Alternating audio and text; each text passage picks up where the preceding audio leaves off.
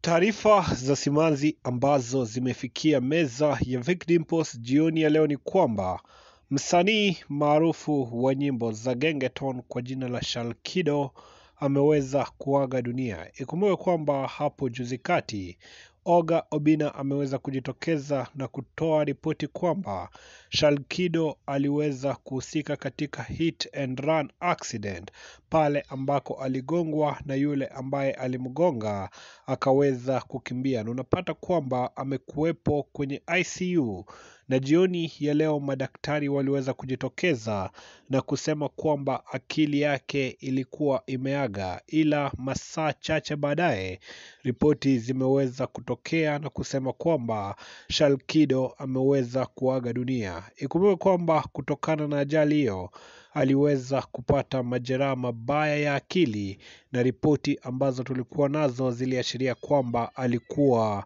na internal bleeding ya brain, na hivyo mwisho wa siku kwa bahati mbaya Shalkido ameweza kuaga dunia. Ikumbuke kwamba takriban mwezi moja ambao umepita Shalkido alikuwepo kwenye interview na Oga Obinna TV na akaweka wazi kwamba alikuwa anapitia msongo mkubwa wa mawazo kutokana na hali ngumu ya maisha, na hivyo alikuwa anataka Wakenya kumsaidia kwa njia moja au nyingine, lakini unapata kwamba haijakamilika hata miezi miwili Shalkido ameweza kuaga dunia. Ni ripoti za simanzi ambazo tunaendelea kufuatilia, na bila shaka ujio ibuka ambao unazunguka kifo cha Shalkido utakuwa unapokea updates zote katika channel ya Vic Dimples. Tunaomba kwamba roho ya Shalkido ikapate kupumzika pema peponi. Subscribe kwa mengi zaidi.